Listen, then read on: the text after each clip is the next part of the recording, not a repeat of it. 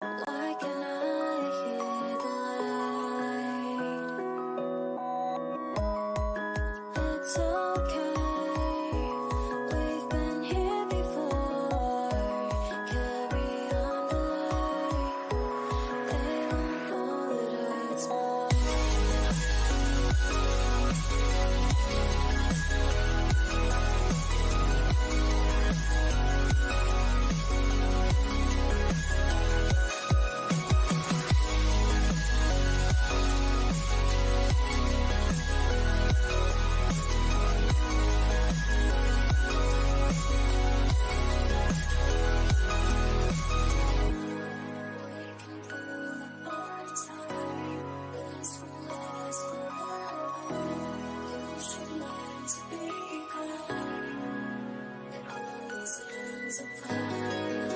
It's okay. We've been here before. Carry on the light. They won't know it is.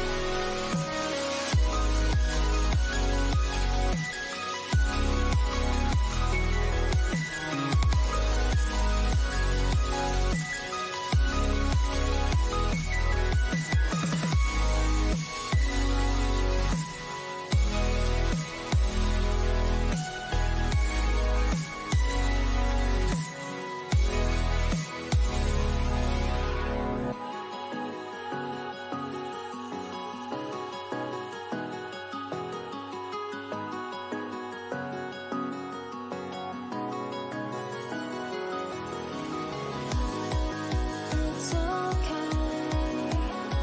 We've been here before. Carry on the light. They won't know it hurts more.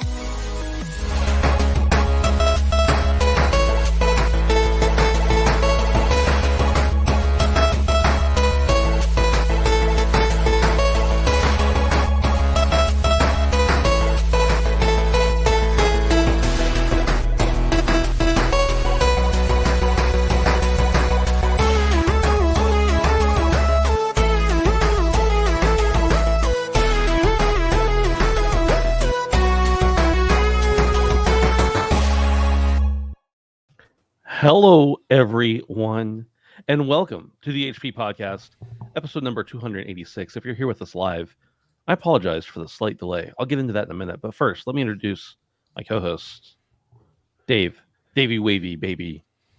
Hello. Hi, Ben. How you doing? I'm doing great. I like calling you Davey Wavy, but sometimes it feels forced. I'm not gonna lie to you, but I don't have anything else better to say. I like it because I've never really had any nicknames that I liked enough that like kind of sticked. And now that I'm pushing 40, I think it's kind of too late for me to adopt a new nickname. But you know what, Ben? If I was 20 today and you walked up to me and called me Wavy Davy, I guarantee you all my email addresses, all my handles on the internets would be Wavy Davy. Yeah. because I like it. I like it. So Yeah. keep it up, buddy. Man, I still use it for some things, but my old handle for everything, like back in before the AOL Instant Messenger days, even, or no, maybe right in those days, my handle for everything was the Great Dennis, because all my friends called me Dennis because like a teacher confused me with somebody named Dennis. It was a whole thing. Did And I used to get out of trouble. Did you have a stupid email address, like your first email address? Did you have a really bad one that you started to apply for jobs when you got older and you're like, you know what, it's probably time to change that email address? Because I really the Deftones when I was that age, and my first email address was bequietandrive@hotmail.com. Oh wow, yeah. Yeah. So Did you my very first email address that I can remember for sure was Sneeze288. And there is a story there. I can't 100% remember what it was. I'm talking like I was in like 4th grade, and my buddy and I had like code names for each other, and somehow mine was associated with Sneeze, and then 288. And then I was like, well, I'm gonna make a different one. Once Gmail came out, I was like in the first 100,000 Gmail accounts or something crazy. Like they used to number them when you got an invite because you had to get invited. So then it became the Great Dennis, and I used that for years. And then I started applying for jobs, and I put my like full birth date at the end of it because my name is Ben Smith. It is impossible to get a username Ben Smith unless you kill someone, and that is just not in the cards for me. So then you'd still have to know their password even if you did that. So yeah, then I created that, and I was like, that's probably not good either. So then I created another one too that's more like strictly. I haven't needed to use it in years, but strictly for like professional stuff. If I was going to, I don't sign up for any, mailing list or anything with it because all the other ones are polluted. But yeah, I had some cringy ones. Brandon, what was your cringiest? Brandon also here from Butler, Pennsylvania. Brandon and I live here. Thanks for reminding us of that, Tom. Brandon, what was your cringiest email you ever had? I don't really think I had any cringy emails. Mine was pretty standard from the beginning. But if we're talking about nicknames, I have this new one that comes up. I've had some weird ones over the years working at jobs, and you never really choose them. Like they choose Right. you. That's Yeah. the thing about it. Some people always try and like slip it in. Like they want people to start calling them something, and then they start like calling themselves that. It never works. Yeah. It never My works. name's Drew. I go by Drew now. You don't get to choose it. I'm sorry. Especially if you work at a place where people don't respect you very much, then you definitely don't get to choose it. Right. But no, dude, everyone at work keeps calling me Redbeard. Like it actually caught on. And I don't dislike it. I mean, it's not untrue, but of all the years that I've had red facial hair, I guess it's about time. I mean, Redbeard is a lot better than calling you like Ginger Bitch or something. Honestly, that would be hilarious. And I would respond because that's a pretty accurate descriptor. So it's really funny, Brandon, because if you get an error when you're playing Sea of Thieves, they all the different errors are named something beard. You get a beard error. That's just the error. All the errors inside the game, and they all mean different things. But Redbeard is when you get permanently banned for cheating or exploiting or something like that. Nice. So a lot of players in Sea of Thieves will make their gamer tags like, their secondary gamer tags, of course, like red bearded player and stuff like that. So you fit right in. You fit right in. Dude. Yeah, apologies about the delay. I hit live, and as those of you who watch the show live may know, we usually stream on my YouTube channel, Ben is Handsome, on the HP YouTube channel, which is Handsome Phantom, and then because I can, and when we pay for the ability to, I just stream on my Twitter channel, my Twitter feed, because I've got a decent amount of followers, and I figure, what can it hurt? Maybe we find one extra person this week. And tonight, it just would not load, and it wouldn't tell me why. So we tried a couple things. I ended up having to have all of us reload and exit and come back in. And then I hit go live again, and it was like, you can't stream on X, Twitter. Sorry, I'm calling it Twitter, because you don't have a premium subscription. And I'm like, okay, so they just started that this week, apparently. That's new. So I might bump up for that, because honestly, we do get some interaction, and I get people who comment on it occasionally. And honestly, I've kind of been allured to some of the features that they have. And I think that's good. If you're going to make a product paid, don't just give you a nice little fancy marker. Make some of the features worth it. So I don't know. I might upgrade to that just so that I can stream on there again. But anyway, that's why we were a few minutes late.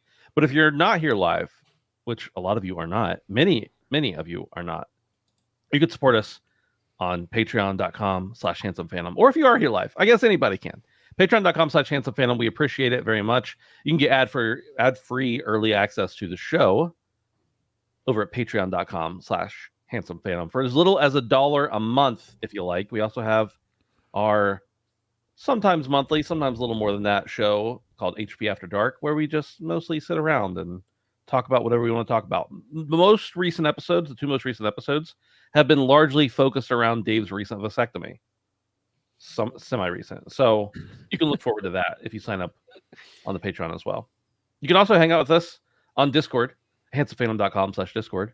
We appreciate having you guys over there talking about weird shit constantly. I'm just constantly baffled. Like, I'm in a lot of Discords, and I frequent ours, my one for work, and then a couple others.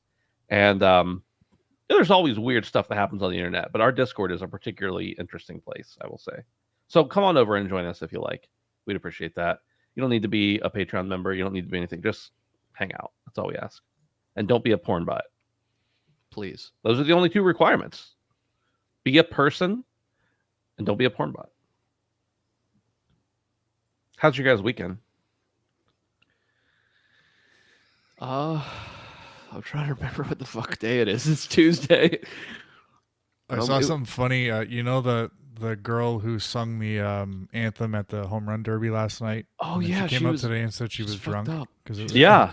The best comment I've seen is it was a really shitty weekend to be an ear in America. Oh no, bro. That's very true. Yeah. Dude. I guess it wasn't really the weekend, it was Friday, but I watched Long Legs Oh yeah. over the weekend. That was pretty interesting. Yeah. Everyone seemed super hot on that movie, and I was kind of like in the middle. So I won't belabor anybody with my I do want to see interpretation it. of it. I do want to see it. And And I kinda want want- to take my wife to see it. So Yeah, I kind of want to see it again. I don't know if I'll wait till it streams or what, but like I don't know. I still don't know how I feel about it 100%. Maybe it is one of those ones. Maybe it's like a slow burn. You got to watch it again, but it's either clicking with people or it's not. yeah. Like there doesn't seem to be anybody that's like, yeah, this movie's fine. It's like either you don't get it or you do, and right now I just don't get it. And if you put the movie in like bullet points, I should love the movie. Like I should love everything about it. Yeah.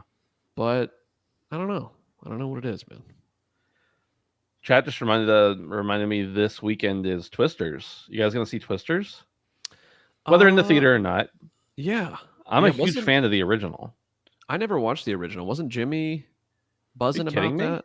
Dude, you could probably like name 500 of the most watched movies, and I probably wouldn't have watched like It's just crazy because like Twister, 425 of them. yeah, Twister was like one of those movies that everybody I knew saw, and even if you didn't see it in the theater, which I don't think I did, like it was on TBS and everything. It was everywhere in the 90s and even the early 2000s, probably. It was the first like big summer blockbuster I recall. Yeah, like, living through. It was big. I don't remember where. I don't know about because I don't have a movie theater in the town I live in anymore, and and with the child, it's tough to go to the movies. I would really like to go to the movies, and I think I'm kind of saving my movie trip for Deadpool. I don't have high hopes for that, but I don't know. I don't know if I'm going to use it on Twisters, but Yeah, because they're literally shooting at tornadoes, which was a joke. But that's like the thing they show in the trailers, like they throw like firecrackers and stuff up in the tornadoes. yeah. America. Brandon, in fairness, I haven't seen Twister in probably 5 years. But the last time I saw it, I remember thinking like, yeah, this is still good. So Still good. Hold up. You should watch it. It's a 90s movie. It's only an hour and a half, probably. Oh no shit. Yeah, Okay. it's back in the days when movies respected your time. So honestly, no mo.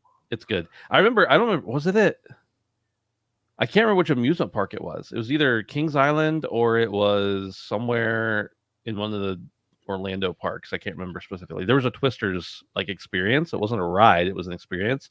And you went in and just like there was a big set piece there, and then it had all sorts of Twister stuff, and you got swept up with a bunch of wind and a little bit of rain, some mist coming out of some little things. And I remember being terrified of that as a kid.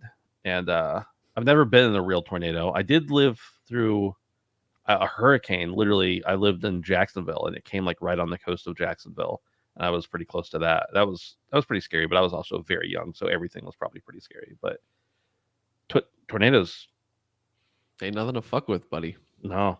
They tell me a tornado's coming to my house, I'm out of here. I'm not trying to get in the basement or anything.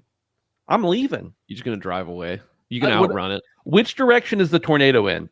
Point me in like whatever the compass opposite of that is, and I'm going there. Damn, dude. I have Ben, a actually very short gaming memory to share that's actually associated with Hurricane Sandy, I believe it was. That was the one who hit the Jersey Shore. Yes. So the night that we got the remnants of that, which I believe was October 31st, my dumbass decided to go to a midnight launch for Assassin's Creed 3. Oh, And it was the worst weather I've ever drove in, but I was really into the series at that point, and I'm glad I went, but it was scary. And the GameStop I had to go to was on the other side of the city I lived in, so it was not a quick drive. But yeah, that was pretty scary. But I would say it was worth it because midnight launches were sick. Yeah. They were. Back Well, in the nothing. day. Go ahead.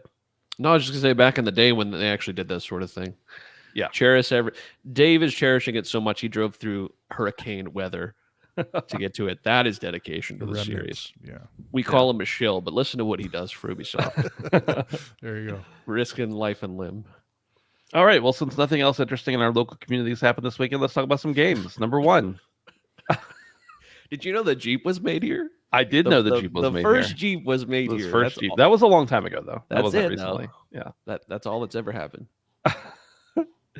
Resident Evil 7 on iOS has reportedly been purchased by fewer than 2,000 people. This is an article from videogameschronicle.com. It says Resident Evil 7 is seemingly off to a slow start, according to sales estimates. According to analysis by mobilegamer.biz, based on estimates from App Magic, the game has been just over. It just says the game has been just over. I'm going to say, I have no idea what that's actually supposed to mean. Downloaded? Just over 83,000 times since it was released in July. In order to unlock the full game, players must pay $20. According to App Magic, Capcom has earned $28,000 from the game.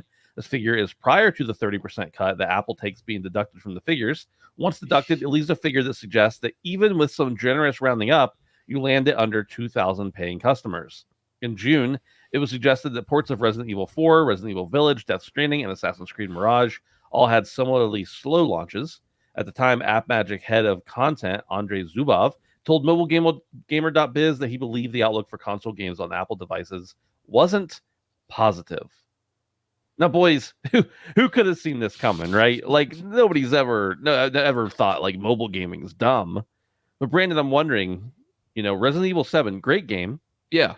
But, wild sales, applauded wildly by many people. You really enjoyed it. Yeah, absolutely. Is this a game? I'm not just any AAA game. Is Resident Evil 7 a game you want to play on an iOS device? Your phone, an iPad even? I don't get it. I don't know why they thought this would work.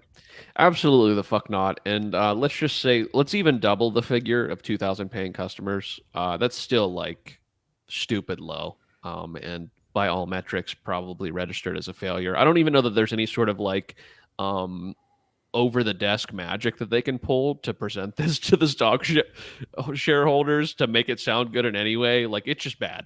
It's just bad and bad and bad. So if other things like this, like we've heard in the past, are planning on being released on iPhone, I wouldn't be surprised if we see them get canned. Yeah. We do know that like there's a giant push towards mobile gaming, but not necessarily like full-fledged games on phone devices, more like the Steam Decks and the Asus competitors and stuff like that. Like, that's super big around the world, and we've talked about that a lot of times. I just don't know that most people are trying to play AAA games, though, on their iPhone. Not to say that people don't play games on their phone, but we've even talked about in the past couple months how big of a hit Apple Arcade has taken. Yeah. So, like, I don't know. I feel like it was a big thing, and like they tried to flex their muscles at the past couple showcases about how look at these games running natively on iPhone and stuff like that. But like the numbers aren't showing that people are that interested, and they haven't been for a little bit now. So as much like as more of a tech demo, really. Yeah, which is fine. I just don't. I just would rather have these companies that make good games like Resident Evil not waste money on this and for some reason have to like skimp in another department because they chose to do this sort of thing. So that's kind of where I'm at. It's just like I doubt they put that much R&D into this, but like I would rather it be put into some place that makes sense and not this. So right. I think we'll be seeing this going away here pretty shortly. Dave, we've long talked about mobile games, and you can't deny that games like Candy Crush, Bejeweled, whatever the other mobile games are, Clash of Clans that are popular, they're making a killing. Like Microsoft in part bought Activision Blizzard King for King because they make bank on their games. But do you see any future where people who are into AAA style games are interested in playing them on their phones, and I'm not talking about PlayStation portals, the whatever those controllers are that you can hook into your phone. I'm not talking about that, where you're really playing on another device, but through your phone. I'm talking about natively on your phone. AAA games. Is it a thing? I don't think so. And I think this was the test for Capcom and it was the test for Ubisoft. And I mean, you can understand the idea because the iOS install base is massive. The games that Capcom decided to try and throw out there have largely already made their money. So it's not like Capcom really had anything to lose apart from, as Brandon had alluded to, whatever R&D went into putting this natively on iOS. But I mean, the price tag is pretty steep. I think it was 20 euros or 20 pounds. Seemed like a lot considering what that game costs. Like the Resident Evil games are always on sale on PSN and Xbox. So I was a little surprised when I saw that price tag for something that was supposed to be a way to, see if people were interested in this kind of experience on an iPad or iPhone. And clearly it's not what people want. We all play mobile games, but I play like Marvel Snap and Wordscapes on my phone, and I think the most avid mobile gamers are playing, much less involved and more casual experiences on phones. So this just doesn't really work out. I remember seeing the Assassin's Creed Mirage running on like an iPad and thinking, I don't really want to play Assassin's Creed Mirage at 20 FPS, and I'm pretty sure a mobile gamer isn't going to be interested in this kind of thing either. So I don't know. Steam Decks exist for a reason, so I think this is Capcom just trying to penetrate a market that's not interested. So I do think this was a test, and ultimately it failed. So I don't think we're going to be really seeing too much of this. But looks like people have spoken, and but I mean, at the same time, if Capcom is interested in doing this with older titles, like, is this potentially found money? Like if assuming it didn't cost too much money to actually put these on iOS, then, why not?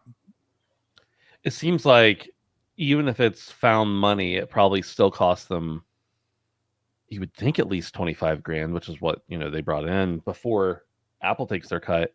You would think it probably cost them more than 25 grand to port it. That's, conservatively couple hundred hours to port a game like that. I would think a big game like that where you got to test everything and it's not just a simple matter of remapping. You also got to do touch controls because they're not solely for controller. But here's the question though: is this a matter of people don't want to play games in that format, or people don't want to pay $60 for games in that format? If they put out a game, let's say Resident Evil 7, I don't know what it goes for. It's probably $20 right now. If you go to Walmart and try to find a physical copy, it's probably like $20. I'd have to guess. I'd imagine. I don't think you can buy the vanilla version anymore, but right. So let's say they put out this game for $20. Does it change? That's got to be a few more sales. I don't know if it's enough to justify it, but like, is the price point of full price games what's holding it back, or is it actually just the format? Dave, I think it's like a double-edged sword, really. Yeah. Really, I mean, it's like shit from both sides. I don't know. People for years have been trying to put out high-value, good quality games on Apple devices, and you don't want to like shit on your market, right? And this game has the advantage of being older, so people won't feel slighted by a game being cheaper. But when new developers release something, there's always the problem where it's like we charge full price on PlayStation, right? Yeah. And then we charge a fraction of the price on iPhone. The other people are feeling like they're robbed. Now, I'm not saying it's a one-to-one experience, but what I'm saying is it puts them in a weird position. Apple games and iPhone games and Android games have also showed that like people just are not willing, even if it's a one-to-one. It kind of cuts both ways. People are not as willing to spend, even if it is the same game, as much on an iPhone because it really is, in all sense of the words, a lesser experience. Even if it's the same game, it's just not. It's not one-to-one. At least it's not for most people, as it seems. To your point, Brandon, this has been, I don't know, 5 or 6 years ago. When did Super Meat Boy Forever come out? I don't know. Whenever Super Meat Boy Forever was coming out, I remember them talking about it coming out potentially on iOS as well. And Super Meat Boy Forever, it's the follow-up to the very beloved Super Meat Boy. Huge game, speedrun central, like very hard in certain parts. And I talked to Tommy Rafenez, one of the developers of it, and when I was talking to him, I'm like, "How are you going to put it?" I think we were doing an interview with him, and I was like, "How much is it going to be on iPhone? What's it going to be?" Because it was I think it was a $20 game or something, and there's really only one or two button prompts because it's just you run forward, and the only thing you do is jump, and you do different things by interacting with different things, but you really just jump, and it makes it a perfect iPhone game, of course. And I was like, how are you going to do that? And we hadn't seen $60 games, whatever. He goes, that's the problem. It's ready to go. We're just not sure what we're going to do because, like, if you put it out on iPhone for $20, no one's going to buy it. But if you put it out on iPhone for 99 cents, then everyone who bought it on PlayStation or PC or Switch or wherever else they bought it is going to be pissed they paid $20 for it. So we don't really know what to do. And I just looked it up. I didn't know if it had ever come to Super Meat Boy or to iOS. Currently in the US App Store, it is 99 cents. Now, I don't know if it's always been that much or what, but it's 99 cents. And granted, it's been years since it came out on the other platforms, but it says 2023. So last year it came out, and that's a few years after it came out everywhere else. So it's a tough market. Even if your game is good enough to charge $20 for it, do people want to pay that on a phone? Probably not. Not with all the free stuff there is. People would rather sit through ads and watch ads of other games, ads being played. Dave, any other thoughts? Yeah, no, I'm with you guys there. $20 is a premium price tag on mobile platforms. So yeah, it's do you alienate your existing fan base, or do you try and sell units? It's kind of whatever it is. But yeah, no, I agree with you guys here. I think it's ultimately the experience or the format that's the issue. And some games are on PC and consoles, and some games are made for mobile. I don't think there's necessarily a cross section there. So yeah, not a lot. Rip Resident Evil on iOS. I was gonna say it's a shame because now we won't get it. People will look at this and we won't get to see more of these types of things. But I don't actually care. That's the thing. Is like I don't actually care if there are more of these. So, rip. Oh well. 2,000 people. You're hurting 2,000 people, Ben. Really bad by R.I.P. Bozo. Do you think those 2,000 people actually played it, or they were just like, I got to buy this since I love Resident Evil? But then why would you play it? I don't know. I'm so cynical about mobile games. But you know what I'm not cynical about is Crash Bandicoot. There's a new report. This article is from GameVro.com. It says Toys for Bob's Crash Bandicoot 5 has seemingly been shelved during its development. Nicholas Cole, a character designer and illustrator who worked on Crash Bandicoot 4, hinted that this new game was canceled and that fans may hear some disheartening news soon. This news came from a Twitter post by Cole, who also mentioned that another game he worked on, Project Dragon, was canceled. He revealed that this new IP that the team was working on for 3 years was officially dead after internal efforts to save it failed. While some fans thought Project Dragon was a new Spyro game, Cole clarified it wasn't. More importantly, he hinted about the canceled Crash Bandicoot 5, stating it is not Spyro, but someday folks will hear about the Crash 5 that never was, and it's going to break hearts. In case you forgot, Toys for Bob is no longer a part of Microsoft or Activision or anything subsidiaries, but they had talked about the idea of a partnership, potentially with Crash Bandicoot, but it seems like Crash Bandicoot 5 is canned. Dave, kind of sucks. I really thought we were going to get a Crash Bandicoot 5, and maybe we still will, but Toys for Bob did such a good job with the Insane Trilogy. I really thought that's where it was going to come from. Yeah, and Toys for Bob is an interesting example of an IP migrating to a new developer successfully. We've seen, especially when it comes to Microsoft, when Gears of War changed hands from Epic to the Coalition, it was a little bit rocky. And then obviously Halo, we all know what happened there with transitioning from Bungie to 343. And Toys for Bob, again, we're talking about Crash Bandicoot, so not a massive, or not on the same stratosphere as those two, but still, like, they did a really good job, and they were true to what made Crash Bandicoot so great. But they still iterated and they still evolved and they still gave fans what they wanted. So I'm kind of at a point where I can't, Crash Bandicoot was synonymous with Naughty Dog, and now I look at Crash Bandicoot and I can't see anybody other than Toys for Bob managing this IP. So it's a bit weird. I suspect, so at the end of May, Toys for Bob announced that they were working on a project that was being published by Microsoft. And they said that, it's really early in production. So, we won't hear about it for a long time. But perhaps this is Activision kind of saying, let's let Toys for Bob do their thing with Microsoft for now, and we'll let them get back to Crash Bandicoot once they're done with whatever they're working on. I also kind of want to say that I feel like we've been spoiled with Crash Bandicoot over the last 10 years. And we've got a lot. Like, you think about the Insane trilogy, we've got Crash Bandicoot 4, we had CTR, Rumble, which wasn't as well received, but I recently watched a Platinum video on that game, and it actually looked really fun. Rumble? So, I mean, sorry? Rumble looks fun. Yeah. Yeah, I think it looks okay. Yeah. So I don't know. We've had a lot of Crash Bandicoot. I'm not saying we necessarily can go a stretch without it, but I feel like Toys for Bob is going to get a chance to work on Crash Bandicoot 5. I just think it's going to be a lot longer in the future than we had initially thought and hoped for. So Yeah. I love Crash. I'm thinking if I ever get a tattoo, my first gaming tattoo, I think it's going to be Crash. It's got to be. Gotta be. I don't know if I'll ever get a gaming tattoo or a tattoo at all. Not Duke. No, but that's just a guy. Duke is just a macho guy. Like, I don't need that on my arm. I'm already a macho. Look at me. I have the body of Duke Nukem, is what I'm trying to say. You bear you. And I can say that because you can really only see me from here up. So would you get the mask? Like, what would your Crash Bandicoot what be? I said. I can't remember the name. no, of the the mask is Aku-Aku. too. I like them. I like Aku-Aku, but it's too tribal. I'm not getting like Don't be a bitch about thorns or tribal symbols on me. I'm not that tough. You could be like every 90s dad, though. Yeah, exactly.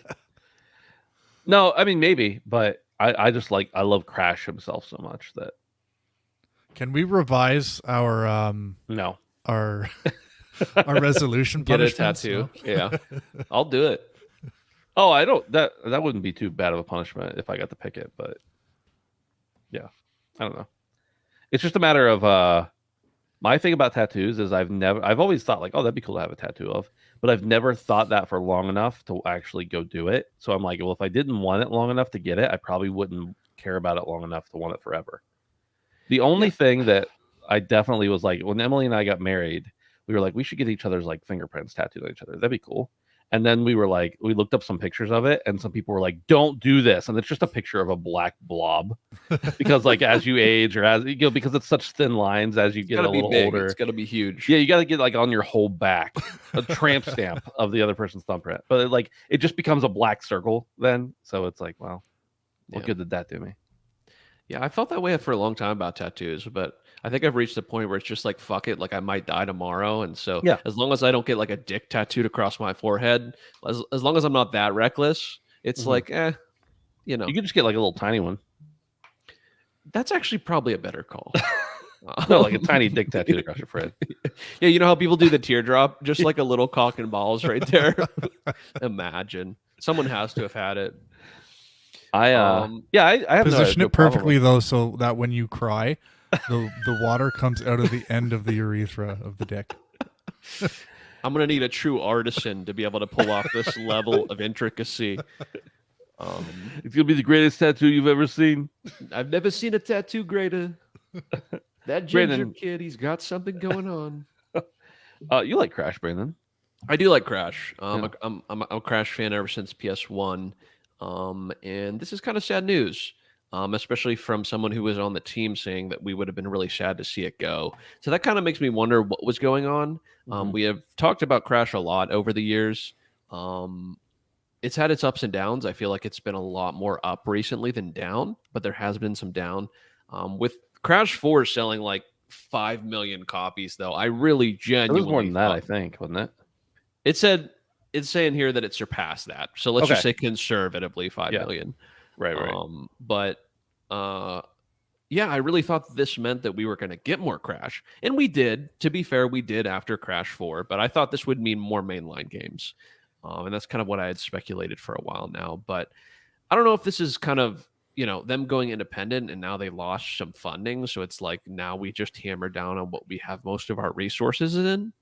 And we have to kind of push some other things to the side. I would hope that whatever work has been done on these two projects is kind of preserved and maybe picked up at a later date, especially if it's seemingly something pretty interesting and worthwhile. Yeah. But I would much rather these ideas get shelved than canned.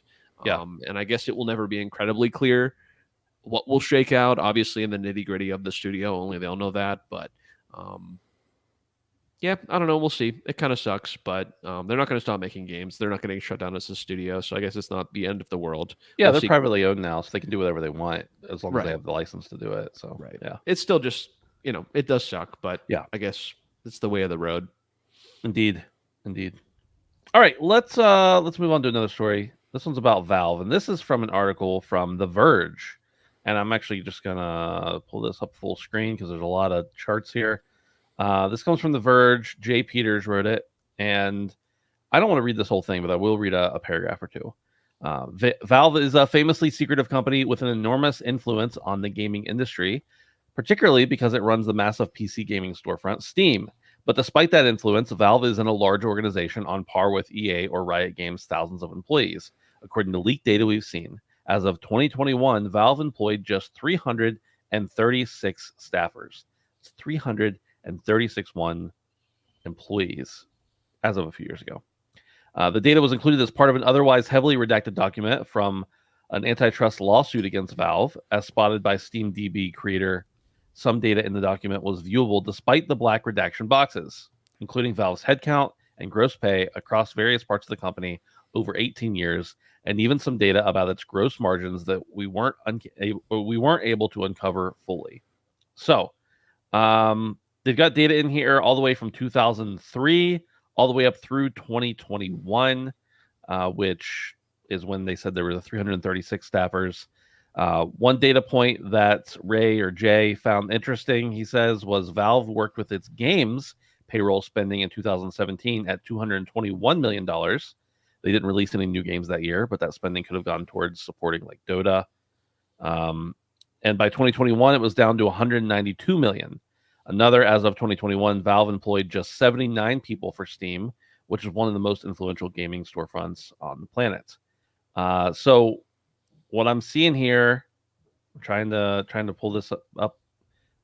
There aren't a lot of people, even at 300 and some people, for a company like Valve, who maybe they don't really make a whole lot of games anymore, at least that we see very much of, but they've got Steam to run, which there are seemingly an infinite amount of number of jobs that you could have for Steam and for the store in general. Right. Very lean company, and their employees seem to be rather well paid if the averages they're putting out and the number of employees that are there are accurate. So, Brandon, I wanted you to see what you thought about this. Seems like they're cooking, man. Yeah. I mean, they're absolutely, and this is undoubtable. We always say this: the money is hand over fist. And this is no surprise based on the numbers they do, but seeing how many employees they're paying makes it even more apparent. It is a little strange to me that a company of this magnitude has such little headcount. I think that whenever we question why Steam does something or a lack thereof of something on the service, maybe this is our answer: is that the headcount is much lower than you would assume a company like this would be. We've talked about review bombing. Maybe they should try and find a way of moderating that and making it so that way, instead of when people are mad at a game, it's a better representation of the game itself and not just the opinion someone currently has of the game outside of its gameplay. But yeah, I guess this kind of speaks for itself. I mean, it's also interesting to see how many people are working on the hardware with a $17 million budget in 2021. Yeah, this is just kind of crazy, boys. Hand over fist. And I think it's kind of twofold here. I think that a company being small gives you the advantage of having like a really close knit, dedicated community inside. And when people are happy, they produce well. But I think there's also a sweet spot when if you have too many people, it kind of dilutes the company and you can kind of plateau. So I don't know if this is the sweet spot. I feel like they probably could do with a little bit more moderation throughout Steam, maybe a little bit more features. But apparently they're doing just fine. So I didn't know what you boys thought of it, but yeah, this is crazy to me. I would have never guessed this. I would have guessed double or triple the amount of employees, to be completely honest with you. So Dave, your impressions, your thoughts. Yeah, I mean, it kind of explains their. They've always seemed to have had a singular focus. You know, people have said for years where it's Half-Life 3, and now we know why. It's, you know, they have the storefront, which is their thing, but then, you know, they'll spend some time on the Index or developing the Steam Deck or developing Half-Life Alyx. And it kind of goes to show that this is a company that kind of does what they want when they want. And I look at these numbers and I do kind of give them a bit of a grain of salt because I suspect that these numbers do not include contract staff, and I suspect a company like Steam does rely on a pretty high number of contract staff when they are in the midst of pretty big projects. But I did pull out some averages of this, all from 2021. So in 2021, on the hardware side, the average salary was $432,000. On the game side, the average salary was $1.062 million. On the Steam side, the average salary was $967 million. And Brandon, if you were lucky enough to work in the admin department, the average salary in 2021 was $4.5 million. Obviously, that means there's just as many making above $4.5 million as is below. So, yeah, but they're you know, can I get an application or something? You know, I got my resume's ready to go. Get an application. I can tell you that. I've looked. I'm a real hard worker guy.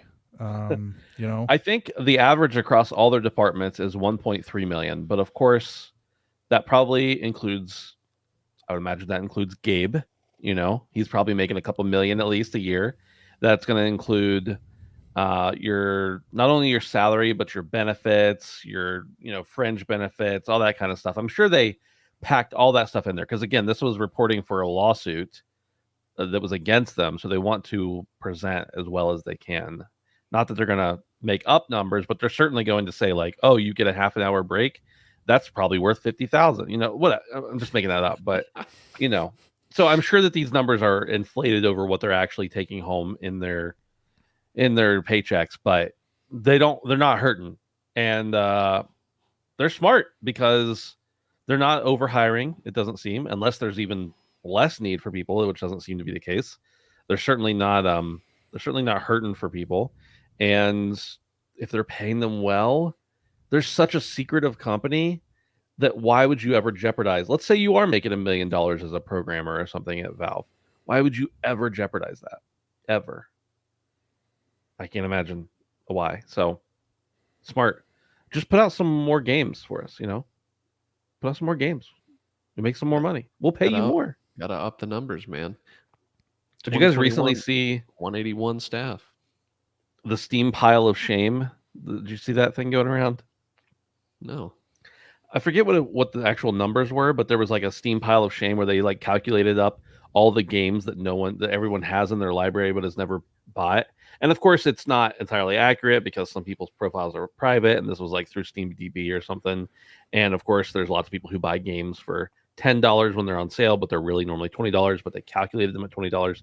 I think the amount of money they calculated, though, with all those caveats, was something like, I don't know. I'm hesitant to even say, but like $17 billion in games that have been purchased on Steam that have never been played, like even started up. But of course, I'm sure it's actually lower than that of what's been spent, but that's still an insane amount. I'm curious, Ben, because you work with Steam sometimes in with one of the other hats you wear. Are you how pissed off are you going to be like the next time you do something and Steam like screws up? Are you going to write an email like, I know how much money you make? Yeah. How dare you screw up? That's the crazy part, though, and I know you're kidding, but the crazy part about Steam is they don't really mess up. Very rarely does Steam ever get anything wrong from the developer side. Like we're a very small developer, but like we almost never have any issues that they don't fix immediately. And I submit a support ticket, I get a response in under an hour 95% of the time, and usually it's under 10 minutes, and only a portion of them are like, check out this help article. So I think and they don't all seem like canned responses. Like there's people on call working for your support tickets for developers. And on the customer side, like how many times have you really ever felt screwed over or heard anyone that's felt screwed over by Steam? It just works. It just It works. just works, It just yeah. works. Todd Howard could learn a thing or two, you know? He fucking really could. Yeah. So they're paying their employees well. They're running like a well-operated machine, as far as I can tell, and or well-oiled machine. And yeah, I have Dave. You made that joke, and maybe it wasn't even a joke, but you made the comment about how can I get a job there.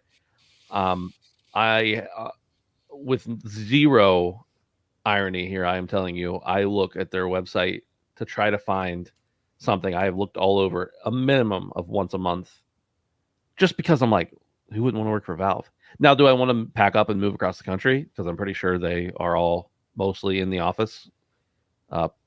Probably not, but if the money was right, probably. You know, it's not all about money to me. I do care about work-life balance and all that kind of stuff, but it'd be tough to turn down if they had a really cool like marketing position that I could work in. It'd be fun to work for Valve, and you probably get like whitelisted, and you could have all the games you ever wanted to play. You know, what do I know? Damn. Let's talk about Starfield. Why?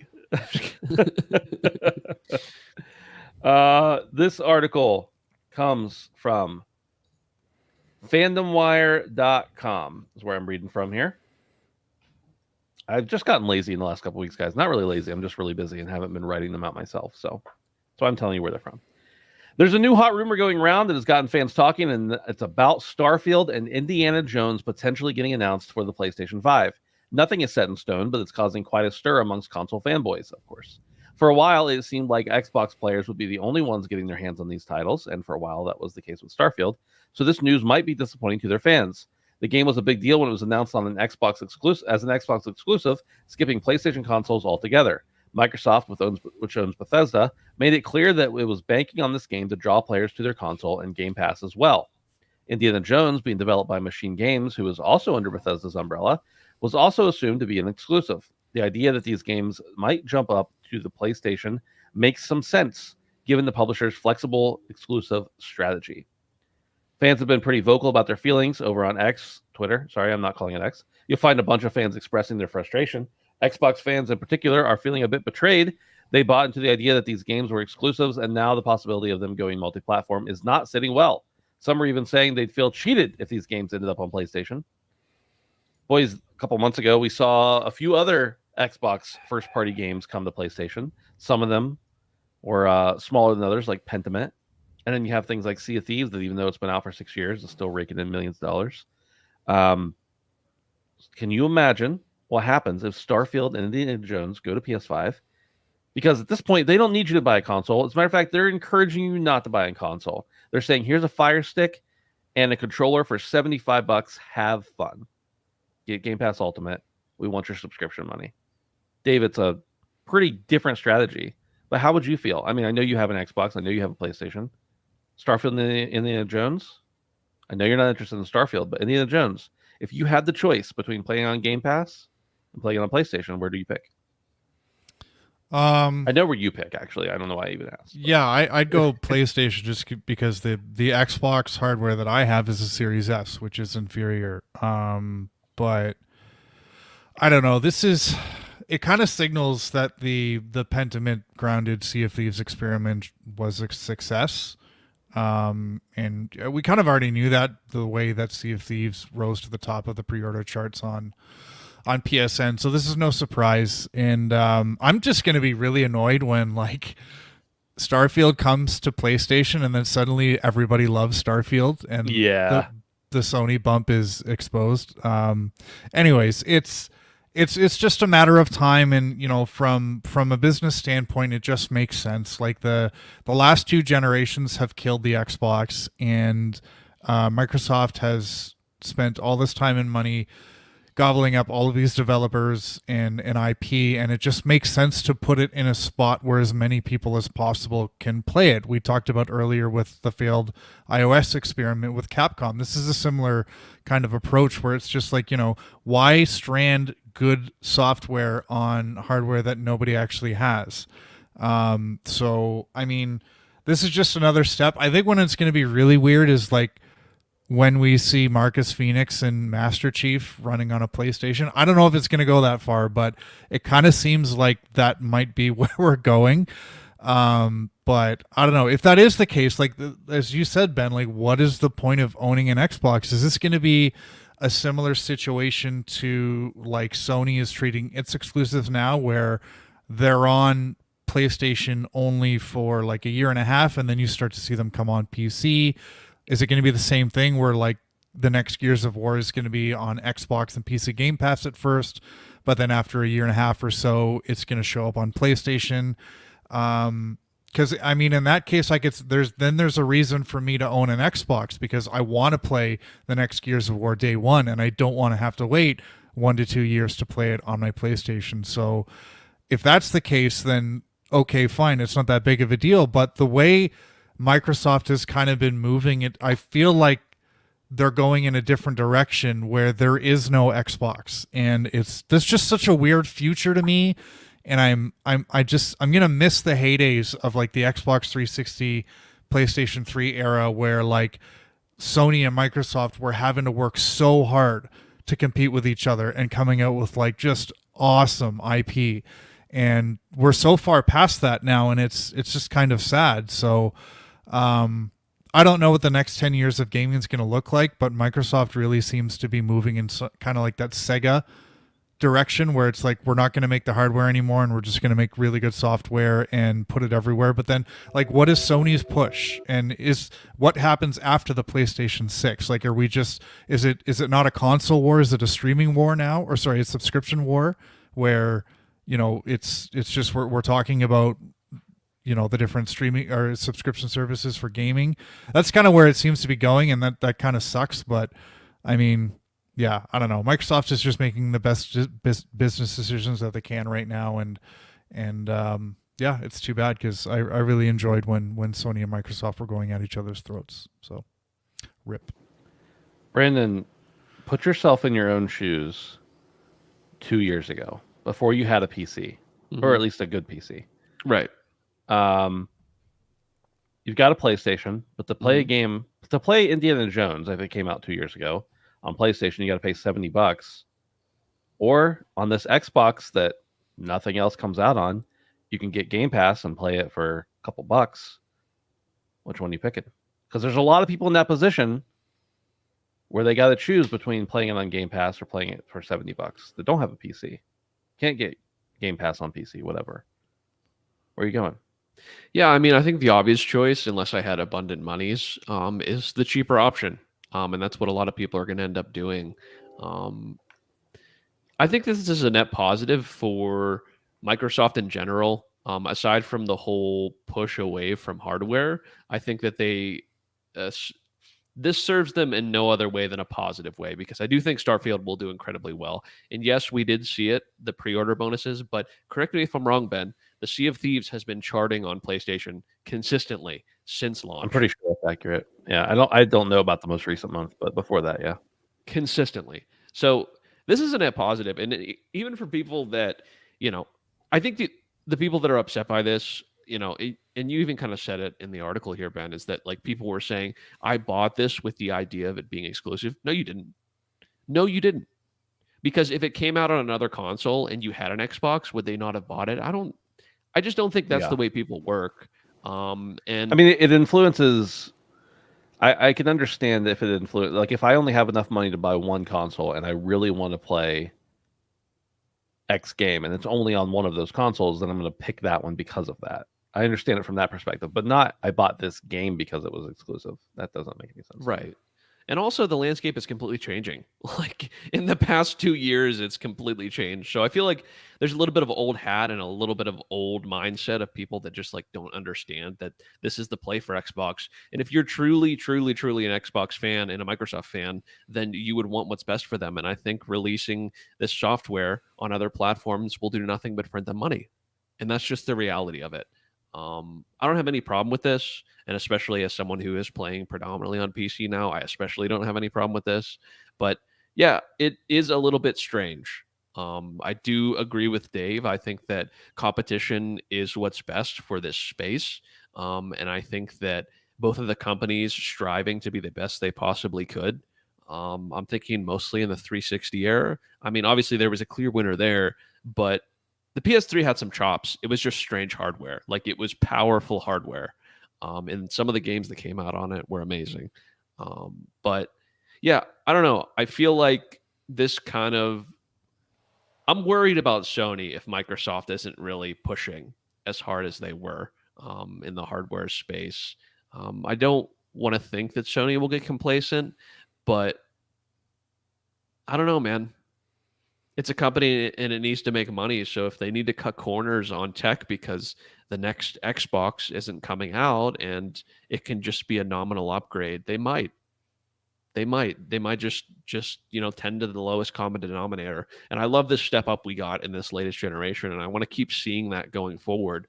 But if we don't have other competitors in the hardware market in this sphere that aren't just straight up a PC or a handheld, I don't know, boys. I'd be scared that Sony would kind of cut corners. Not necessarily because I don't think they want to make a good console, but because they want to make as much money as they possibly can, and they're incredibly frugal and have showed that many, many times over and over. Oh, yeah. So Yeah, I think you need to have the competition for Sony to keep producing. Like, I mean, I think Sony is doing great, but I think in order for them to keep doing great, they need to have some incentive because otherwise, like, what's to stop you from slowing down a little bit? that's what I'm saying. So, I mean, I'm not saying they wouldn't still do good stuff, but like, would it take a little longer? And like, if there wasn't any competition, could they be putting like? I'm not saying this sounds outlandish, but bear with me. Could they go the iPhone model and be like, hey, can we try and pump people every single year for something different? I'm not saying that even makes 100% sense, but like I'm saying when you have less competition like the iPhone had, like that's what it breeds is like less and less innovation. So I don't know. Yeah. It's just kind of a scary future for me as far as PlayStation goes. And as like a PlayStation guy, like through and through, PC is a new thing for me. Like, I don't know. I would be worried that they would slip up. So as much as I don't want to see hardware go from Microsoft, and it's probably how they're going to survive, like it's kind of bad for the ecosystem. It's bad for the hardware ecosystem. So yeah, agreed. Moving on, this one's really small. And I don't even know why I put it in here, quite frankly. Matter of fact, you know what? We're gonna skip it. Here's what it was. Fuck this. There's potential for GTA Plus to come out on Switch. GTA Online is not even out on Switch. Dave's really excited about it. I can tell. How could that even run, bro? Quote, okay, we will talk about it for a minute. The service offers members access to rotating selection of Rockstar titles, including L.A. Noire, Red Dead Redemption, Grand Theft Auto, the trilogy, all of which are already on the Switch. Subscribers to the service get exclusive in-game perks for GTA Online, such as extra cash, cars, cosmetics, and special events. GTA 5 and GTA Online are not even on the Switch, so it seems like that you'd be missing out on some of that potential unless you're playing it somewhere else as well. But Brandon asked the question, could it even run? I mean, it is technically a PS3 360 game, so probably could, but I still don't think it'd be good on the Switch. I still don't think it'd be good. I wouldn't want to play it on the Switch. Well, here's the thing I wonder is that if you have GTA Plus already, like let's say you're playing on your PS5 and you have a Switch and you want to play Red Dead, I think you would just like get extra perks. Like, so I don't know if this is for people that only have a Switch. Right. Because even the photo you have here, it's like it says you could play it on any platform. So I guess you could genuinely just like that's a good point. Yeah, if you had GTA Plus and you had a Switch and you were using it for GTA Online on your computer or something, but then you were like, oh, we really want to play Red Dead Redemption on the go. Right. I guess that could be a benefit, but right. I don't know. I don't really care about this. I don't know why I included it. Dave, do you have any? Yeah, Rockstar's strategy here is you could play Red Dead Redemption on your PlayStation, which is kind of like watching Dune on an airplane. Yeah. Or on your iPhone. Play Red Dead Redemption on your Switch, which is kind of like seeing Dune in IMAX. Yeah. So they're kind of giving the range of experiences here, but yeah, I don't know. I could see myself playing some of their older catalog on my Switch, which I actually think is kind of cool. But obviously some of the newer stuff, it's again, it's very similar to the iOS stuff. I don't know why I would. And as Brandon says, I'm surprised some of the newer stuff would even run on Switch. But Yeah. hey, they made The Witcher work, so why not? I have LA Noir for the Switch. I have never installed it. I've never played it. I had another game that I didn't want that I like got for free, and somebody on a website I was on was like, "I'll trade you this for that," and I was like, "Yeah, sure." I'll play LA Noir on Switch, and I never did. But even that, like on the front of the cover, it says like, I think the cart may contain like less than a gig, and you have to download all the rest of it, and you definitely can't put it even on the memory that's on the Switch. If I'm remembering correctly, you have to have a SD card. You have to use up half of it. So You should mention that in your Steam interview. Just In my Steam they're interview? like, what qualifies you for this job, and just say, I own LA Noir on Switch. I own LA Noir on Switch. When can yes. you start? It reminds me of I forget what book it was, but in The Office, somebody asked Michael Scott, "Have you ever read this book?" And he's like, "Read it? I own it." But no, I've never read it. Most people's copies of the Bible. Yeah, that's true. Yeah. All right, boys. It's time to talk about what we've been playing. Brandon, we're going to start with you because I see Fortnite on here, and I'm interested to know what's going on in Fortnite. Yeah, honestly, it's abysmal. Oh, good. Okay. Yeah. This season is not good. I haven't enjoyed it. The new metas are awful. It's essentially a car meta and a fist meta. And A car it's not meta? Yeah, like so the new thing is like cars, right? And your Okay. cars have cow catchers and big tires and bulletproof tires and have like either a machine gun or a grenade launcher on the top. And you could just tank matches. I mean, there's like ways to counteract it. Like there's EMP grenades and there's like magneto fists, but yeah, it's just kind of weird, man. Like I want to just fight with guns. I miss that Fortnite. And Is that, sorry to interrupt you, is that like discouraged? Like, is there, can you still fight? I haven't even watched any of it, so I'm just trying to grasp what it is. Yeah, no, of course you could still fight with guns, but Mhm. what a guy's going to come up to you with power fists and slam you into the air, and then come up to you and punch you for 50 damage like 3 times in a row, and you're going to die. So, yeah, the fisting cars meta exactly. Ed's got it, but it's really bad. And I don't like it. But the only reason I've been playing it is because I've been playing with people. To be honest with you boys, I said I was like in a weird lull last week. I'm still in that, and I've only really been playing when I'm playing with other people. Yeah. And I've been playing with family, so it's been a lot of fun. But there is one new thing that I didn't know they brought. And do you guys remember Resurgence from Call of Duty? Yep. Small map, constantly rebooting if your team doesn't die. That's a thing now. Okay. In Fortnite, and it's actually pretty cool. It's actually I just found out last night it's a thing, and it's exactly what I was looking for, because not only does it not have cars, it doesn't have fists, and it has the old map. So it's a portion of the old map. It has tilted towers and everything, and all the old guns. And you just keep fighting, which is what I love to do in the game to begin with. Like I would fight 10 out of 10 times. If I got a bunch of kills and died, that's almost more satisfying to me than a win. Like I like fighting. That's the point of the game to me. Right. So I push everything. But yeah, I can't remember what it's called off the top of my head right now, because I just found out it was the thing last night. But that is my new preferred game out. So I'll be checking that out a little bit more. I'm not a huge fan of this season, like I said, but the battle pass has the power armor in it, and I'm like 1 tier away from getting the power armor. So I have the points. If I get to it, I might just get it to get the power armor. But yeah, it's been all right. Yeah, the battle pass, right? So, nice. Yeah, it's been fine. I really, really, genuinely need to get back to Elden Ring. But I've been in like a weird spot. So yeah, I will get back to it. But honestly, that's it, boys. That's all I've been playing. I can't wait to hear about what y'all are doing though, because Ben, we don't have to go to you, but I am excited to hear about one of the things you're going to talk about. So, well, I just wanted to say that you're talking about you need to get back to Elden Ring, and this isn't necessarily directed at you. This is just in general. My mantra lately to everyone has been: play what you want to play, when you want to play it. Right. Like I'm so tired of the people who are like, well, I want to play this, but I got to get back to this other game before I get there. And of course, with all the live service games, it can be hard. But I'm talking about like people who are like, well, I got 4 games that came out in 2023 I haven't played yet. I got to play those. I can't buy something. And I'm like, just play what you want to play when you want to play it. True. Quit buying games that you're not going to play right now. I've started doing that in the last couple of years, and it's been immensely helpful. Then, I mean, sometimes you get things like epic free offers and all that kind of stuff where you're like, well, I gotta pick this up because it's free, and that's different. But if you want to play something, just play it. And if you don't want to play something else, like Brandon, if you're not in the mood to play Elden Ring, I don't think you gotta feel bad about that. Just don't play Elden Ring. Yeah. The thing is weirdly enough, like I really want to watch content about it. Yeah.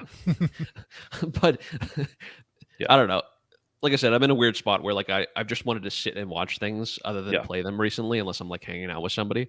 I get in that mood too. Yeah. So like that's the weird thing is I really desperately want to watch content about the DLC, but I can't because I'm sure it would be fine ultimately. But yeah, I'll get back to it when I get back to it. So Davey Wavy, what do you got for us? I've been playing mostly Doom Eternal. I think I just got into like the last third of the game. Again, just a reminder, I'm going really slow because I'm trying to get all of the collectibles and all of the upgrades and everything. And I Are don't you using think the guide no, for the collectibles? Okay. you don't really need to. I mean, the I map was is just so wondering. good, and Dude, the once you map is unlock a few so things, good. like Thank it's you. really easy to find stuff. And actually, this is a big improvement over 2016 because I can remember wrestling with the map in 2016. Yeah. But if you're looking for everything like I am, the map is actually pretty generous. So yeah, not using a guide. I don't think I'm going to go for the platinum just because I don't really want to do the multiplayer stuff. But even without the platinum, I think I'll be pretty happy that I will have seen pretty much all that the campaign has to offer. And again, 2/3 of the way through the game, I am loving Doom Eternal. It's so fucking good. I did come across my first Marauder in Doom Eternal, and I can recall when this game first came out, this was a bit of a controversial enemy. So I knew it was coming, and I was a little bit nervous about what it would actually be like. And I'm a little torn on this Marauder enemy because he's a really cool enemy. He's got a really cool design with like his shield and like a shotgun and this like dog that he can throw at you. And he looks like, of all the enemies that you see in the Doom universe, this is the one that actually looks like he could go toe to toe with the Doom Slayer. I think his attacks are cool. I think his like intro was really cool, but I don't know that the Marauder really fits in Doom because in fighting him, I just kind of found myself standing at like mid-range and just waiting for him to do his attack because he has one attack that you have to wait for in order to do any damage to him, which is very counter to what I think Doom is all about, which is fast movement, using all of your arsenal and just ripping and tearing. And with this, you're just kind of waiting around. And in your first encounter with a Marauder, it's a boss fight. So it's just you and him and a couple of ads that you use to farm for health and ammo and stuff. But I've since encountered him in a Slayer gate, and he was just obnoxious. His dogs were constantly attacking me. He was just like a distraction, and like waiting for him to do this one attack in like a sea of other enemies in a Slayer gate, which is super hard, it's obnoxious, and it made the game not fun. So I'm kind of thinking about this the way we're talking about Emmys in Metroid Dread, where it's kind of like some people love them, some people hate them. I don't know if that's the case with the Marauder, but I'm definitely in the this is a cool enemy, I like it, but it doesn't fit in Doom, and he's kind of an asshole. So that's where I stand on the Marauder. But hopefully this time next week I can talk about finishing Doom Eternal. There's a couple of really cool games coming to Game Pass tomorrow, I believe. One is called Dungeons of Hinterberg, and the other is the Flintlock game that we talked about from Summer Games Fest. So I hope to check those two out. We checked out Dungeons of Hinterberg at PAX one year, I think. I thought it sounded familiar. Yeah. No, you're thinking of Dungeons of Nahalabuk. Oh, you're right. Something. You're right. Yeah, I don't Brandon, know. I Yeah. think, previewed that game. Yeah.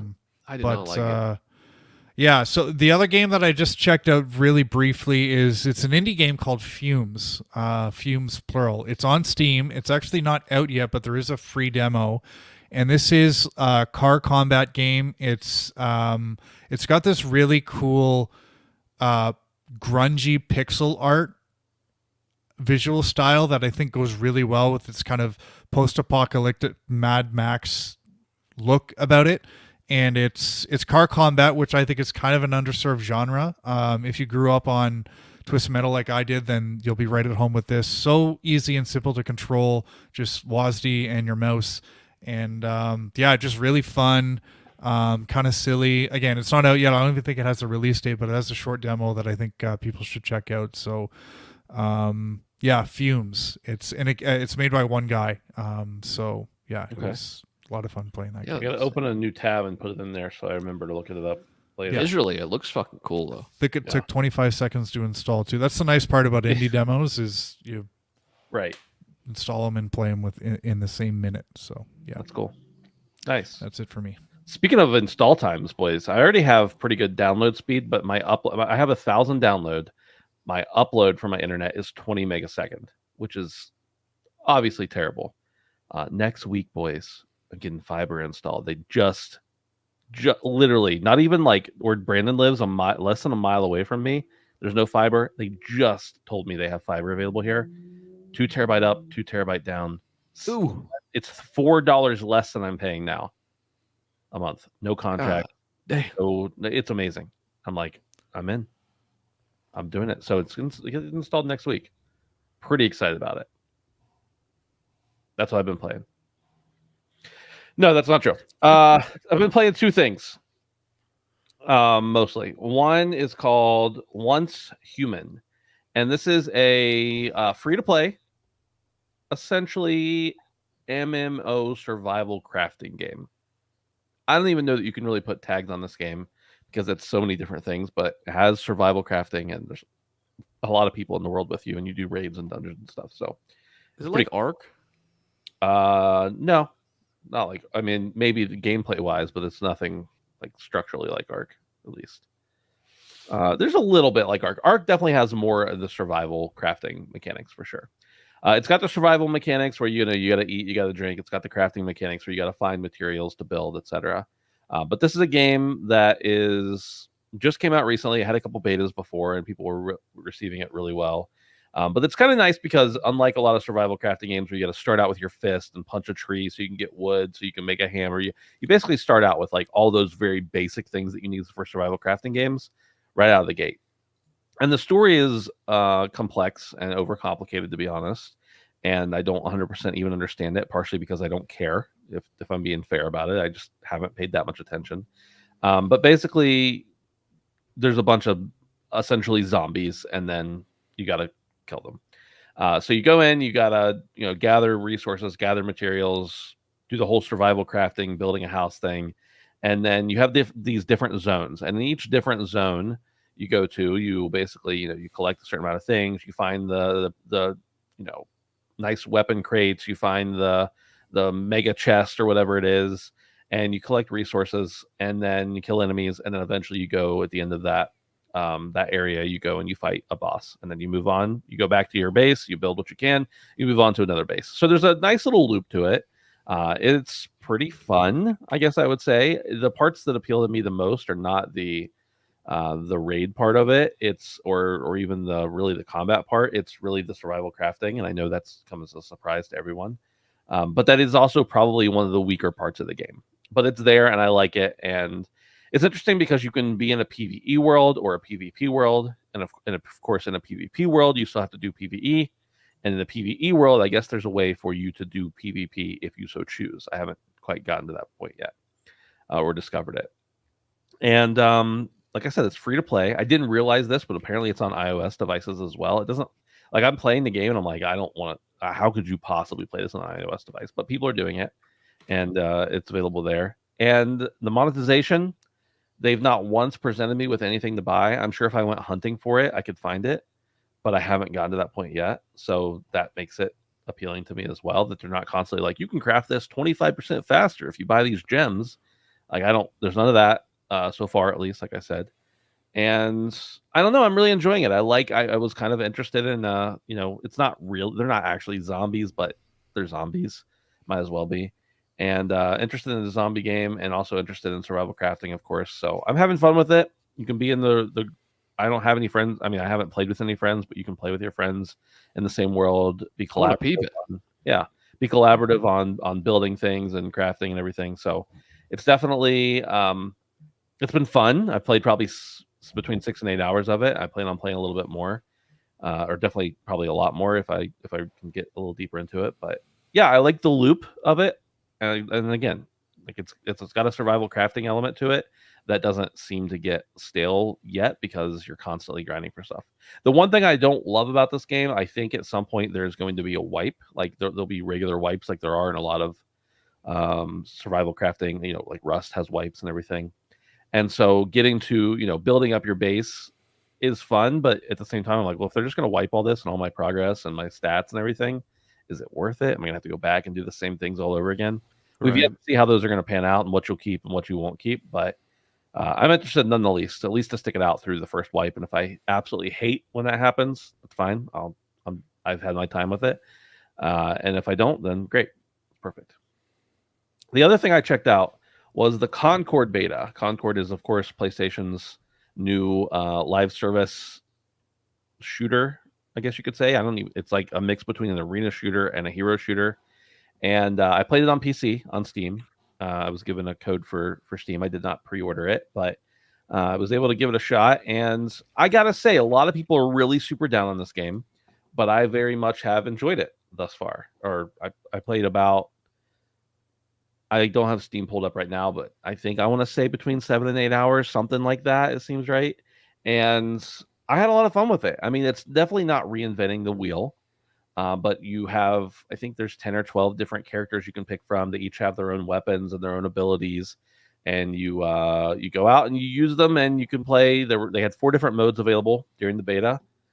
They had basically a kill confirm mode, team deathmatch kind of mode. They had a capture the point mode, and then they had one where you had to collect some kind of crate and take it to a point and secure, keep it protected for X amount of time. And that was fun too. The nice part about, or the cool part about those latter 2 modes were that they were basically the first 2 modes I mentioned, TDM and kill confirmed. It's free for all. You pick whoever you want as long as somebody else doesn't have them, whatever. In the other modes, you enter in and it like gives you a randomized order of your team. You have maybe 10, 15 seconds to choose a character. And then you go in and you play with them. And once you die, you don't respawn until the next round. At the beginning of the next round, you can pick any character you want again when it's your turn, as long as nobody else has picked them, and as long as you haven't played as them before. So it also forces you not to get stuck into playing the same character and over and over again. I know other hero shooters or games like that have that kind of mechanic, but the way they do it is just a slight enough different to give it a little bit of shine. But that's only that one mode, like I mentioned. The problems I have with Concord are it's fun. Like I had fun with it. I think it looks great. It felt great to me. Some people complained that the movement wasn't fast enough. I have a theory that a lot of them didn't turn up their FOV high enough, but maybe you still felt that way even if you did.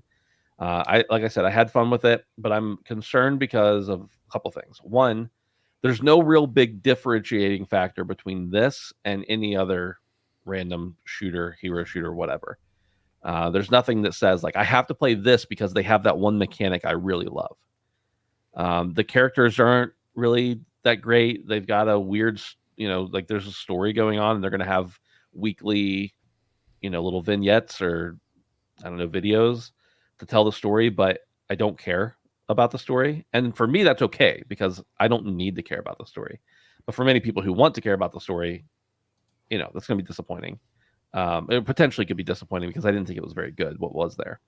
The other thing is that this is a $40 game. And while I think that it is good to have games that are, that people pay for, I think the environment we're in right now where all the biggest shooters, all the biggest things like this are free. If you're somebody who plays Overwatch or Warzone or something like that, and you're already playing for free and you like those games, I don't think this game is enough to beat them out. And I don't think that even if it was, that it's worth the $40. Even if it's better, it's not $40 better to switch off from something else that you're already playing, that you have established time in, that you've met friends in. because people just expect this type of game to be free. Hit me with a bunch of cosmetics, no problem. Make me pay for stuff, or not make me pay for stuff. Enable me to pay for stuff, and I'm probably going to if it's free to play. But at $40, you can pretty much bet I'm not going to buy anything in the game if I do buy the game. And I'm not even sure I'm going to buy the game at this point, even though I had a purely fun time playing it. So, Brandon, you had said you were really interested in this one. I think was the one you were asking about. And you're into shooters. If Yeah, you no. questions, hit me up. Yeah, no, honestly, it was both. I had heard some okay. people talking about Once Human, and I didn't know much about it. And I wanted to kind of see what you thought. But also the Concord beta. I'm in the unique position where I now don't have PlayStation Plus. Yeah. So even when it does come out, I will have to pay for it if I want to try it. So I don't know that Well, that's going to be something that. I don't know that that's going to be free on PlayStation Plus, like when it actually comes out. Oh, really? Because I thought someone said it was going to be. I think it should be, because I don't know how many people are going to pay for it. But the beta was originally pre-order only, the closed beta, and then they said, okay, also if you have PlayStation Plus, the beta is free. I don't know if the actual game is going to be free. Oh, okay. Well, even more so. Yeah. I didn't want to, dip my toes back into PlayStation Plus to try this enough. If I would have got a code, I would have tried it. But at that rate, I probably would be playing it on PC, and then either way, Right. I would be paying for it. So, Right. yeah, I don't know. It's just if my friends aren't playing it, I don't think I have a motivation at all to play it because exactly like you said, Ben. Between Fortnite, between Warzone, it's why would I? Right. So yeah, I actually want to watch some YouTube videos about this because I saw a couple clips, not extensive clips, like a couple minute long clips, but like 15, 20-second clips of this on Twitter. And it looks like it played fine, honestly. Like Yeah. I don't think it looked incredibly offensive. But then again, playing it is a different thing altogether. So I'm glad to hear you had a mostly positive experience with it, but I think it doesn't quite have the angle. Yeah. And I think we'll see this either go free to play or on PlayStation Plus within like 6 months. So Yeah. Push, If it takes that long. Push Square had a really nice gameplay impression video that I just watched today.